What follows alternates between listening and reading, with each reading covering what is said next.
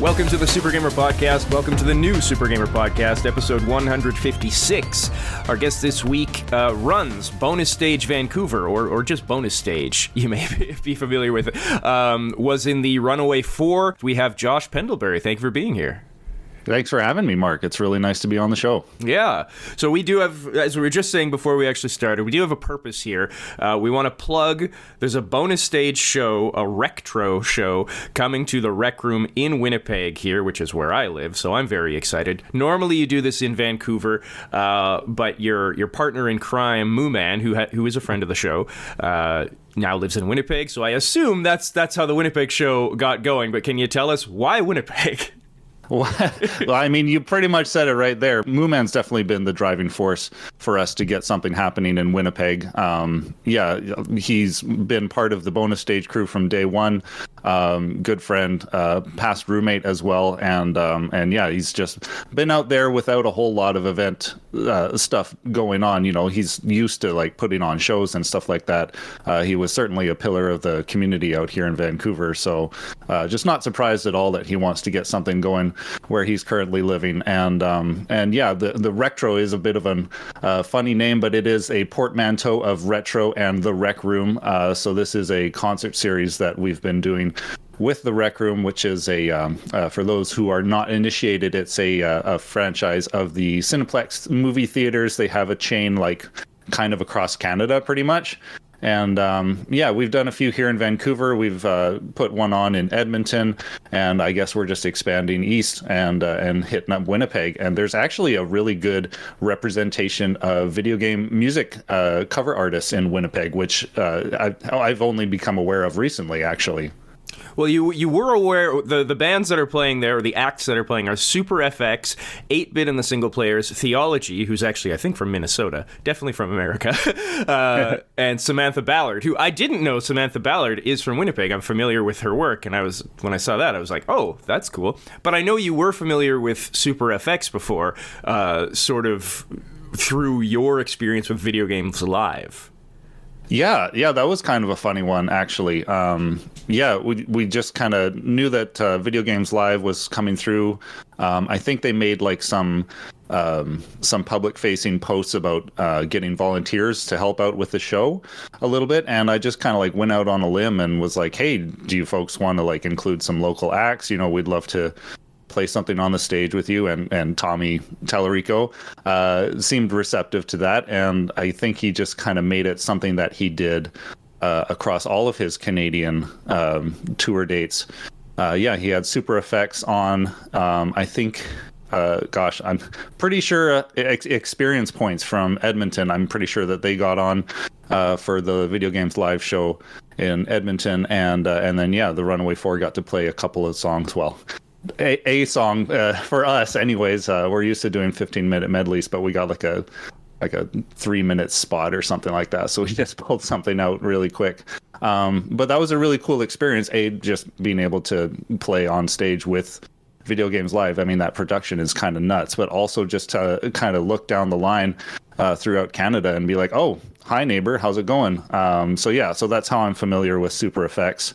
And they've put on a set for our online show, Music Online, as well, which features all of the video game music, chiptune, nerdcore, all that stuff.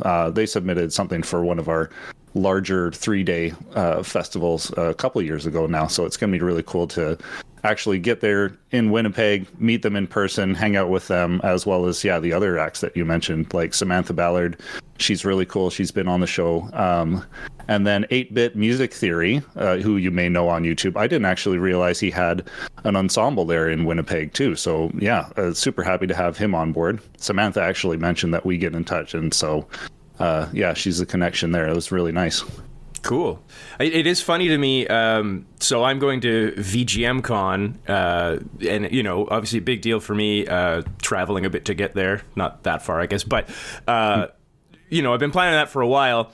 And then this event got announced, and it's literally like the day I get back. It's like, oh, okay, I'm about to see Theology in Minnesota. I guess I'll go see him again back home. Yeah, why not? Well, yeah, I'm going to be making that trip down to VGM Con myself. Yeah, actually, Mooman and I are going to be driving down on the Thursday. So we'll be there like Thursday evening, and then we're heading back on Monday. So yeah, it's pretty much like the day after our big travel day. We wanted to kind of get something close to VGM Con, maybe piggyback a little bit on the promo, but also get Theology up. He's a good friend of mine and has been on Bonus Stage a whole bunch. So that was pretty much the idea. Is as soon as we can get back, put on a show, and then I got to get back home to Vancouver too. Right, that makes sense. For people unfamiliar with Bonus Stage, it's both in person, but it's certainly taken off online. Because of the pandemic, I believe, is how that got started.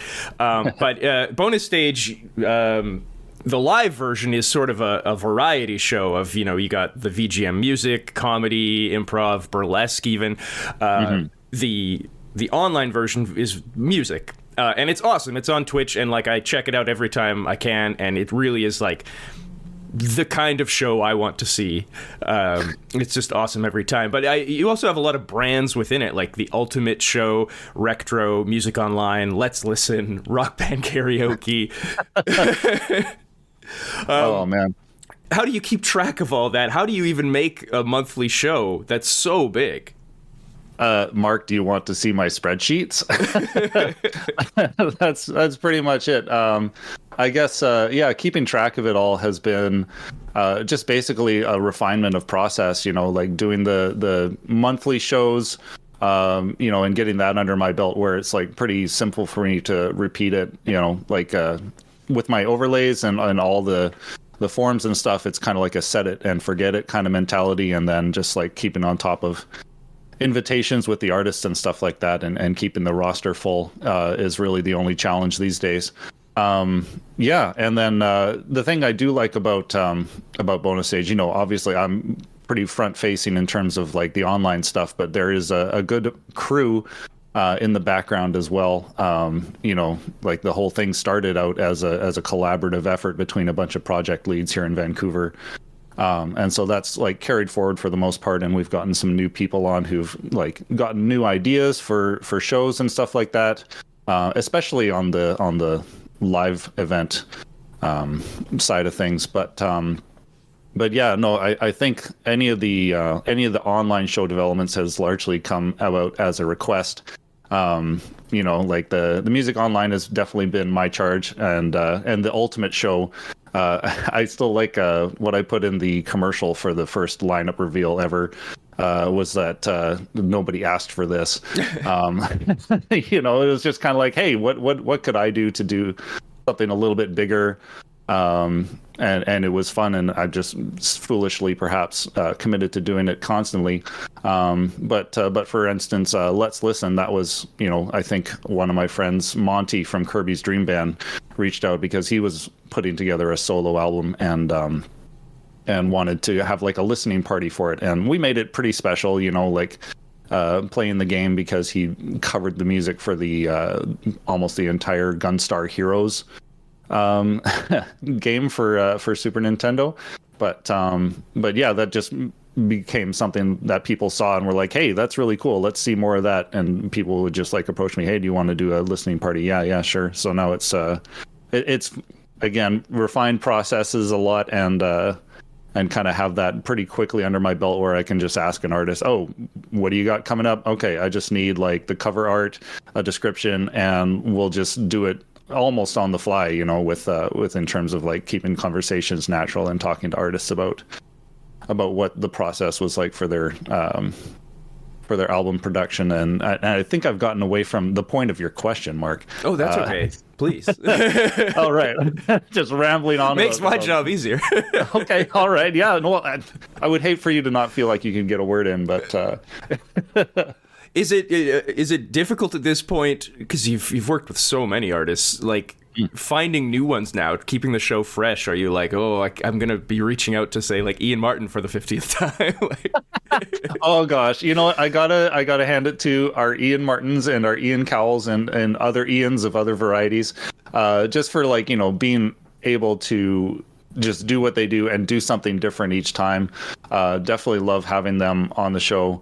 But yeah, no, I do put a lot of effort into spreading out the application form and making sure that hey, is there somebody that you think would be good for the show. You know, I put that in all the thank you emails to the artists who are on the show. It's like, hey, this is largely done by referral. So if you know somebody who would love to be on the show, like, put us in touch. So, you know, I've actually been able to keep it pretty fresh, but also like bring back some heavy hitters as well. Actually, just last month we had a few full bands on the show, which is kind of rare. You know, you can imagine a lot of solo acts. It's not a small task to put an entire band in one room on the same day at the same time and have all of the technical stuff laid out smoothly so that you can capture the sound and the video and make sure that everybody's performances are heard evenly. You know, I pat every single full band on the back whenever that happens.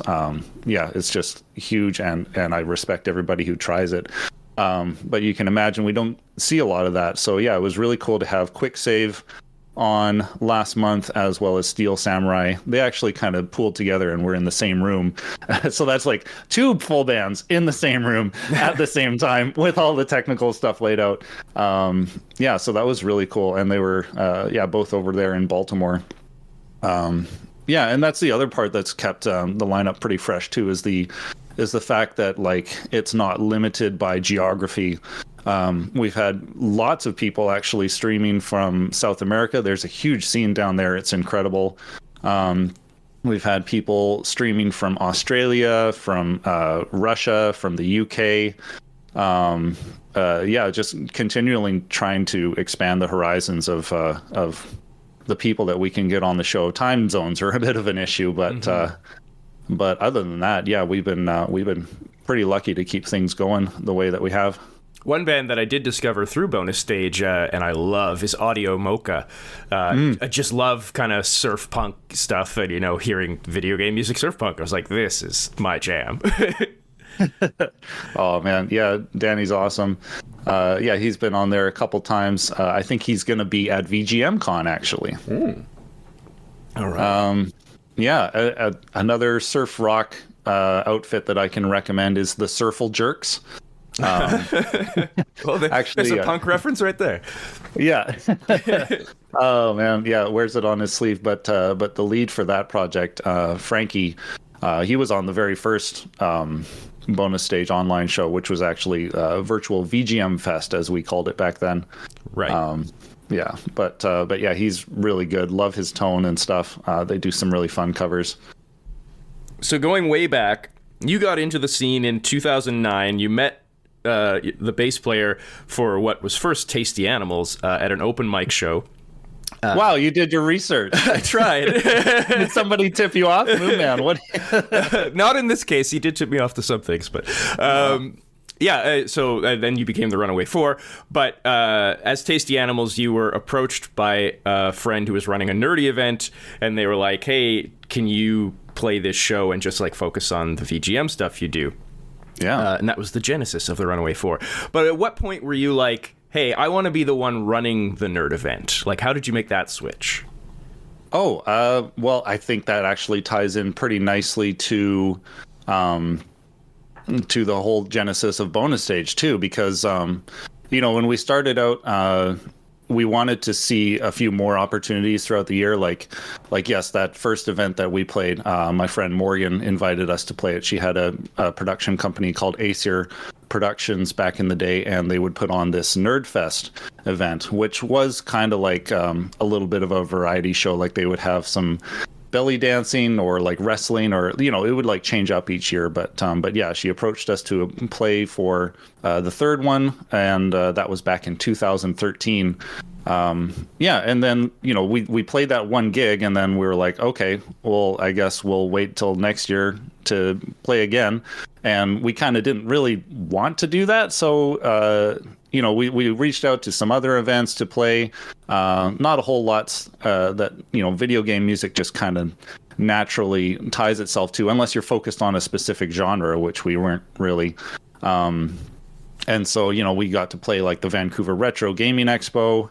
And then we were like, okay, so what? We're up to 2 gigs a year. That's great. Why don't and I was looking around the local scene, being like, why don't we put on something for ourselves? Why not? We've got a good community here. There was Moo Man, who we've mentioned several times. He was running a comedy debate show called Geeks versus Nerds. He had like a Western chapter. It was something that started out on the East Coast in Halifax, I believe. But he was out here, a Halifax transplant himself, and so putting that on, and that was really fun. They would do like monthly shows. So I approached him. I also approached Thomas of Missing No, Thomas Holden, and they're both still involved in bonus stage stuff. And and I was like, hey, why don't we like put on something like for ourselves, just like, I don't know, and try it out and see how it works. We could put on something like a variety show.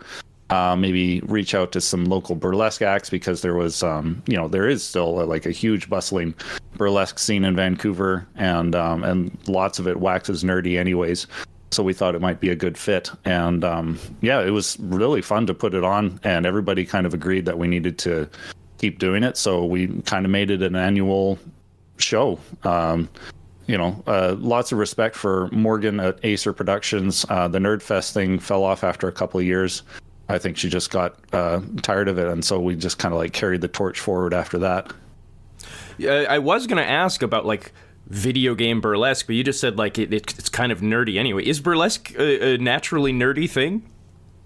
I think it can be. I think there's certainly here in Vancouver, there's definitely a good audience for people who want to see that kind of cheekiness. God, what did we have? We had just on our bonus stage shows alone, we've had somebody do like a Sonic the Hedgehog and Robotnik act, like a duo pair of dancers doing something really funny with like losing rings and articles of clothing along the way. What else? Somebody did like a Pikachu set. Somebody did a probably one of my favorites was one that we did with one of our locals, and she did like this ambitious Chrono Trigger set where she basically like removed layers of clothing, and underneath was like a new costume for a new character. So she would start out as like not Marley. She would like end up as Marley, like you can imagine. Right. Luca. No, not, is it Luca? Crap. Luca's one of them. Yeah. The like mechanic. Yeah. So you can imagine she's just like all clothed up, and then as she progresses, she's got like like Marley, and ends up, anyways. And then the fun thing that was cool about that was being able to actually play the music live and make it kind of like a collaboration between the musicians and a burlesque dancer to come up with the act itself, so that they could perform with a live band and just kind of make it something a little bit more special and reactive. Is there any plan, or have you done like the virtual version of that, like a virtual variety show, or do you really want to stick to music as far as online? Yeah, there's been in terms of music online, it's definitely focused on the music. We've had, for instance, for one of the Ultimates, we had a local artist, actually, Sam Kalinsky, do a stream of just like some art drawing and explaining some of their process and their technique. And Mooman has wanted to expand on the monthly events online and kind of be more inclusive of visual art. The thing about music online is it's been very, like, I feel like the music is what's really engaging in terms of that. There's been wanting to like include more comedy, but it's like, how do you stream comedy if comedians are used to having that kind of reactive element of a person in the room? I think that and having performed for a stream, like it's a huge translation of your energy from going to like playing in a room full of people who are there and cheering, and you can look at their faces and see how they're responding, versus doing that for a cold black camera lens. I think the variety show is best left in a live in-person environment. But that said, we are trying to like think of ways to adapt the monthly online events and be have a little bit more variety in there as we can. We're just trying to figure out what exactly that would look like. What's it like energy-wise, like for yourself, running the Ultimate show, for example? It's like 10 hours at a time. Like, compare that to an in-person event. Like, how draining is that? I've definitely had some tired end of days during the Ultimate streams. and even some of the music onlines. I guess in comparison to like an in-person event, like I feel like there's more work that you have to put into an in-person event because you have to, get everybody together for the team and make sure that everybody knows what they're doing, show up to the venue really early and make sure that everything is like set up and working and you don't have any issues and stuff like that, and running around doing all of those kind of like backstage elements and then closing out the show and stuff. I feel like I put in just as much work with the online stuff, just for myself as I would at like an in-person event. But then there's a much greater feedback of energy between yourself and other people, like in a room, say, where like there's a little bit more, just like a little more give back for doing the in-person stuff than there is for the online stuff, for sure. Are you a big pinball fan? Well, what would have given you that idea? Oh man, I do love pinball. The reason that Mark is asking that question is because one of the things I like to do to kill time or just to like have a break and have conversation with chat during the online shows is I like to put up the classic Windows. I played it on Windows 3.1. So did I. Yeah. Oh man, but Space Cadet or something. Space Cadet 3D pinball. Yes. Oh man, I played the hell out of that when I was young, and it's really kind of what got me into pinball in the first place, which is funny because it's not a real pinball machine. But then whenever I would see pinball at like an arcade, I'd be like, oh yeah, I'm gonna get into that. Why not? So I love going to bars and playing pinball. I think one of the gigs I was at, they had like an incredible pinball selection, and I spent most of the night there. When I maybe should have been at the merch booth or something like that. Do you have a favorite machine? A favorite machine? Let's see. Oh God, there's some really good ones. The Deadpool one. One of the Deadpool ones. I can't remember. I think it's a Stern or a Williams. But that one. There's there's an old South Park table that's really good. One of the things that I find really enchanting about a pinball table is like any of the little extra games that they have, like I can think of the Family Guy pinball table where you sink a ball in and then you get to play like this little mini table that's up in the top right corner, and it's like a Stewie pinball game. So like, it's the ball is tiny and the flippers are tiny and everything's small, and it's just like, it's really cool and exciting to get up there and then like, oh, I'm playing a different pinball game, and then it just comes back down and you're playing regular pinball. What are the other cool ones that I've played? Ones where like actually we visited the Seattle Pinball Museum last fall, and they had a couple of cool ones where God, I can't even remember what the table was, but you got to like sink it in, and then you would play in a table that was underneath the table that you were playing on, and it was all in reverse too. So it was cool. It's super trippy. But yeah, that was one of my favorites for sure. What was special about that South Park one? I think they had another mini table in that. I think that's what I liked it for. Yeah, and just anytime I see pinball at a bar, I'm there. Well, one of the reasons I bring it up, I don't know if you'll have time, but here in Winnipeg, we do have the Manitoba Pinball League. And there is a place at the Forks, which Moo Man can tell you about. It's where the two rivers meet. It's a big, hub, where they have Phantom Amusement, and it's the other arcades as well, but a lot of pinball machines. And the person who runs it, I think, has like a ton of them, and he rotates them in and out. So like different pinball on a different day. Mm-hmm. So if you get a chance, I would say check that out.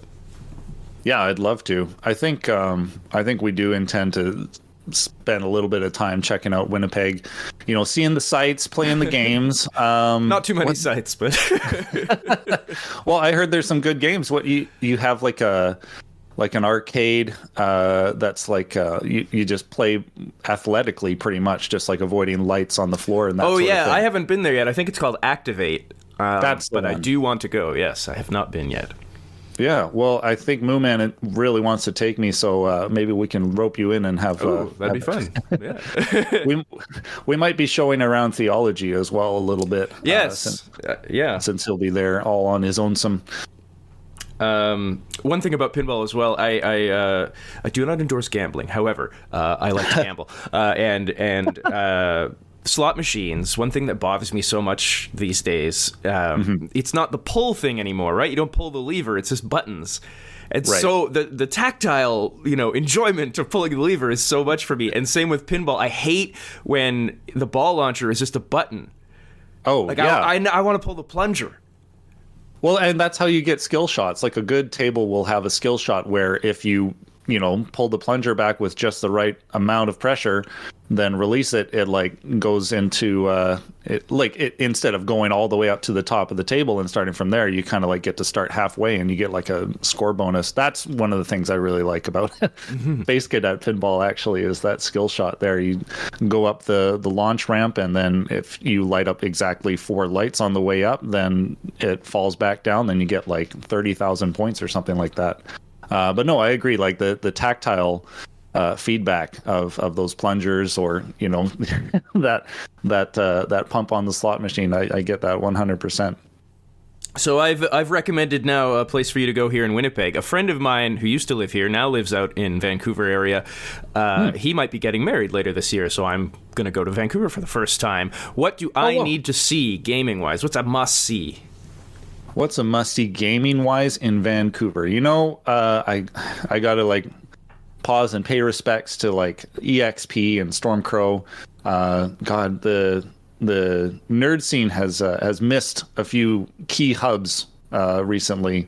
So yeah, that's a really good question, and I wish I had some better answers for you. But there's a wonderful arcade out here in New Westminster. Called Cap City Arcade. They opened up a few years ago, but they're mostly focused on retro video game cabinets.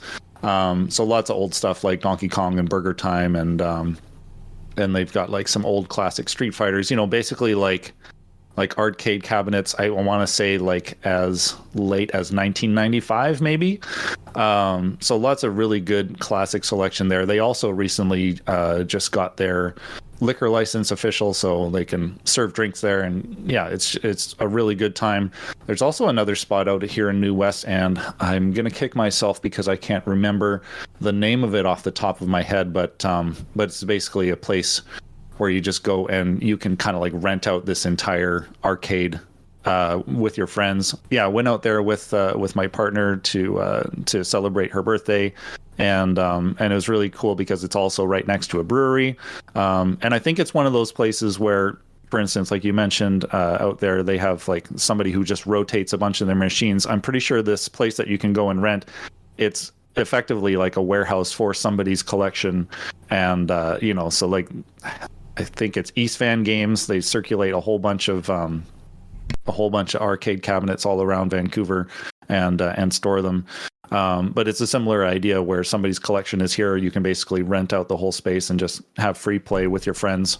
That would be a good place to go and hang out, actually. And then, of course, there's always the Rec Room. Right. We host a lot of events there. It's definitely a lot of newer games, a bunch of like ticket games and stuff like that too.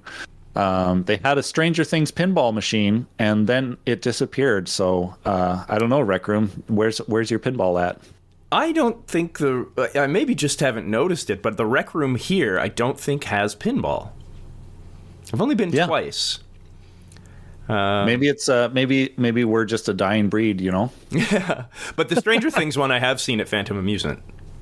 Oh, okay. Yeah. Oh, nice. I didn't actually play it. I kind of, again, kicking myself a little bit because I didn't try that out before it disappeared. But they do have like a life-size Hungry Hippos, which is kind of nuts and fun to play. That's cool. What was the bonus stage house? The bonus stage house? Yeah, was there no? I believe I came across something that you once. I think when you and Moo Man were together, it was referred to as the bonus stage house. Well, that's the first time I've heard it referred to such. Well, but yeah, no, Moo Man and I did. We did live together. Yeah, for like a year or so. Yeah, no, that was really fun actually. I've been to his house a few times before I moved in. Yeah, he always had it decorated with Geeks versus Nerds posters, lots of nerdy paraphernalia everywhere. Yeah, definitely good roommate. Loved being there. Kind of a southern location for Vancouver. There's not a whole lot down by there, but it's just like really nice, chill place. Lots of video games everywhere. Mooman's also an avid cook, and yeah, really loves to make pierogies. He loves to make Wellingtons. Oh man, actually, Mooman, if you're listening, if you really want to treat your guest right, try making some of your elk Wellington. I want to try that. Pierogies. Well, he moved to the right place. Lots of pierogies in Manitoba. Oh, that's the other thing he talks about a lot is actually the food in Winnipeg and specifically some of the food festivals that you guys have over there. It is what I have to say. Winnipeg punches above its weight when it comes to restaurants and food. I don't know why, but pretty darn good here.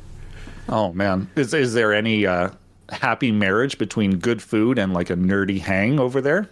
Ooh, that's a good question. I mean, none come to mind. You can do your research and then we can have another podcast about it later. Well, this is kind of a good segue. One thing Mooman did tell me about you is you like to homebrew beer.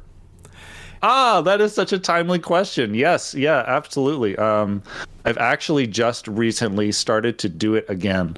I had a lot of experience doing it, like, God, maybe 10 years ago.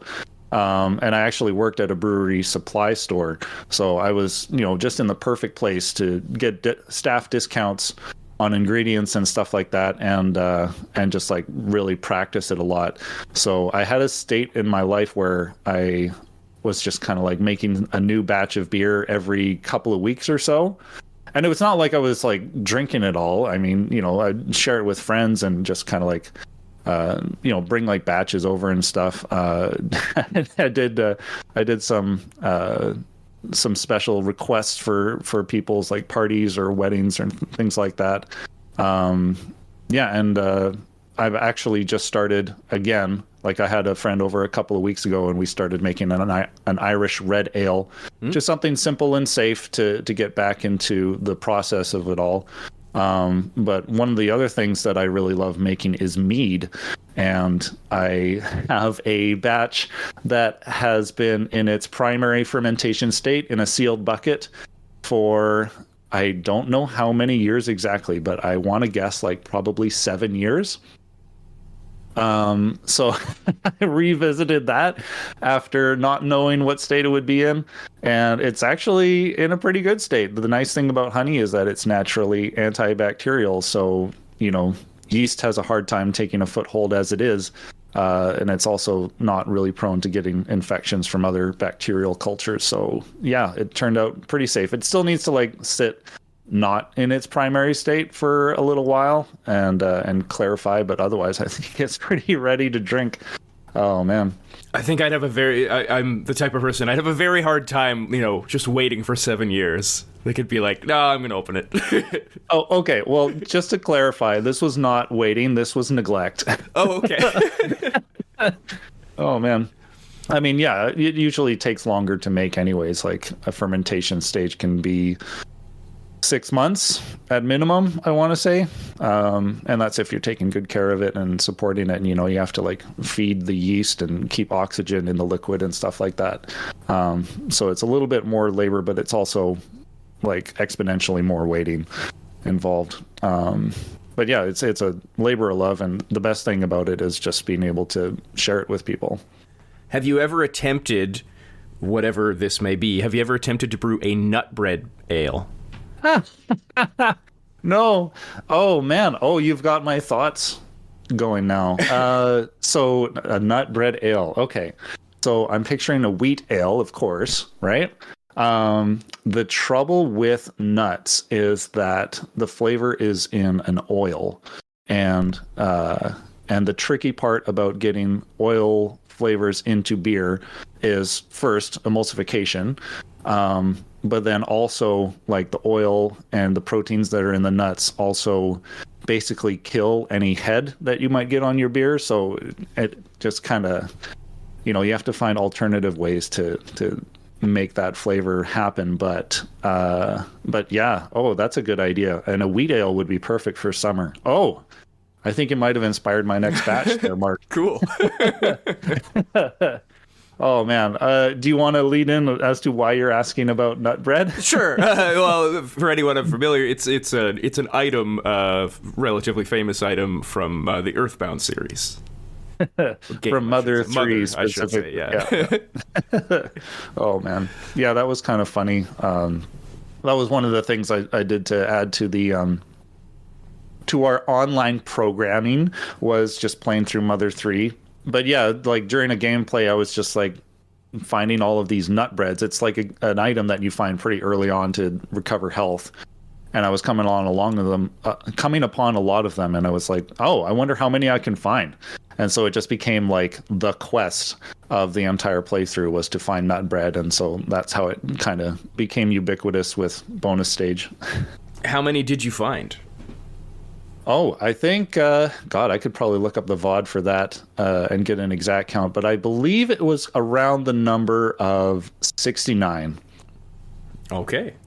I'm pretty sure, somewhere in that ballpark. Can you tell us about the time Frank Klepacki signed your chest? Yes. Oh, man. Oh, that was ridiculous. Okay. So 2019, the Runaway 4 got to perform at MagFest, which is, I guess, now Super MagFest, so that you don't get confused with MagWest or MagWescent or any of the other mag events. And I had this idea to debut an Ooh La La cosplay. That was really fun to put together. But if you don't know Ooh La La, she's basically like a go-go dancer from the 70s. In a video game. Anyway, so yeah, we got to perform on the Saturday, and Frank Klepacki and the Tiberian Sons were playing later that evening. So after our set, I still had my Ooh La La cosplay on. I was just like, I'm just gonna wear it around. This is super comfortable, like a crop top and a mini skirt. I'm just like easy breezy, so comfortable. So yeah, so go to the set. Really have an awesome time. They killed it there. Absolutely crushed me. Really incredible performances by everybody. So yeah, so I go over to what they have there, Rock Island, their merch booth that's in the same room there as the main ballroom. And they were all there, and I just wanted to say hi. And I don't know, I guess I was feeling high after their performance. And I just asked them to sign my chest. And they were all like super into it. So I had to get somebody to capture a photo of Frank Klepacki signing my chest. And yeah, that's it seems to be a memory that like I've been carrying forward as a joke a lot, but now other people are starting to pick up that slack. So I've been willing to let people just bring it up. I haven't been as outgoing with that memory as I've needed to in the past, which I'm grateful for. So thank you, Mark. No problem. They weren't at all like, this is a weird request. Oh, it was weird. Yeah, no, I think Frank maybe regretted how much I was bringing it up until, then he did it himself. And I was like, okay, all right, it's all good now. But it was definitely a weird request. Yeah. If you had to pick one video game character to be your square dancing partner, who would it be? Square dancing? Oh my God. Well, really hated... Unless I'm mistaken, you have taken square dancing lessons. I mean, yeah, you're just putting me back in junior high. Some of my least favorite memories were square dancing. Well, I'm sorry. That's all right. So, well, now I'm framing my choice around who would I leave back there and repress my memory of. What video game character would fit that role? Oh God, I don't know. Maybe Piranha Plant. I'm kind of indifferent. You can just not exist, Piranha Plant. I'm sorry. Well, I'm sorry for bringing up a painful memory. I did really like Jive. Like we learned Jive in junior high too, and I kind of kicked ass at that. So I do remember some of my phys ed dance lessons fondly. But square dancing is just it's soulless, Like, there's no expression in it, really. It's just like, listen to what this announcer tells you to do and then do it. And I don't know. I didn't find any connection with it at all. It doesn't strike me as a West Coast thing. It seems prairie to me. Yeah, which is why I was kind of surprised that we were learning it at all. But no, I grew up in the interior of BC. So, maybe we were just adjacent enough. Well, let's bring it back to the whole reason we're here. The Winnipeg Retro Show, April 18th. Admission is $15 to $20. It will be at 6:30 p.m. at the Rec Room here in Winnipeg. People can email Mooman at bonusstage.ca if they want more information. Anything else people should know about it? What are you going to be like? You're going to be here. What's your job when the show is actually going on? For the Winnipeg show, I figured Mooman would probably fit best as a host. So I'm just basically going to be there, making sure that everything goes smoothly. I'll probably be there at the front door, taking your ticket if you're coming there in person, and otherwise just supporting the event. Cool. Why should people go? Sell us on it. Oh, man. Well, I mean, first of all, you've got some incredible local talent there in Winnipeg. Like, all of the acts that are local on the bill, Samantha Ballard, 8-Bit, and the single players, Super Effects, they're all incredible. It's going to be a wide variety of music as well. So, like, if you are a fan of harp music, but maybe not heavy metal, come a little early. Sure. If you don't like the band that's on, you can just go and play games in the arcade and then come back for the next act if you're really that picky. But no, I think generally nerds are pretty eclectic, especially around video game music. So, there's a really good chance that you're going to like everybody that you see on the bill. Mooman is also going to be hosting a Name That Tune between our middle acts there. So kind of like a halftime show. And we're going to be giving out prizes that are sponsored by local businesses.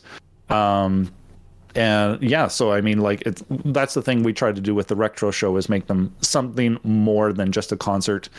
So, here in Vancouver, we've had like cosplay contests, raffles, and stuff like that. Mooman is just putting together this Name That Tune, just to try it out and see how the Winnipeg crowd likes it, especially on a Tuesday night. But yeah, actually, I've heard really good things. I've heard that Winnipeg shows up on a Tuesday for live music. We do have a good music scene. I don't know if Tuesday in particular is a thing, but certainly I would say Winnipeg's music scene is very good. Right on. Okay. Well, I'm excited to see just how good it is. And again, of course, it's going to be at the Rec Room. So, like, come early, come for dinner. Why not hang out, play some video games, have a few drinks. I think it's even all ages up until like 10 or 11. If I'm not mistaken. I believe at 10 o'clock they tell the kids to get out. Hey, Super Gamers. Mark here, interrupting the show. I just looked it up. I'm looking at it right now. therecroom.com/FAQ. In Winnipeg, the Rec Room is an all-ages space until 11 p.m., after which minors are not allowed. So it's 11. Yeah, and honestly, I don't know what else the Winnipeg Rec Room has to offer. I haven't been there in person. I did take like a little, like on Google Maps, I think you can look around and see what it's like inside. It does have axe throwing. Oh. Which I tried last time, just like a week ago. And that is harder than I would have thought, just to like get it to stick in the wood, which I did once out of, I think, 7 throws. Oh man, do they have somebody like an instructor there to show you how to do it right? And it's interesting. There's a whole like, he showed like how to hold the axe, and I was like, oh, it's like a golf like grip. And he's like, yeah, exactly. I would have thought you just throw the axe, but no, there's a whole thing. Oh man. All right. Well, I hope to get some instruction then, because that would be really fun. Yeah, that's cool. Cool. Yeah. So the show, Winnipeg Retro Show, April 18th, 6:30 p.m. Bonus Stage you can find on Twitch at twitch.tv/bonusstagevan. And if acts want to get involved in that, they can email you at bonusstagevan@gmail.com. Josh Pendlebury, thank you so much. Yeah, thank you, Mark. Pleasure being here.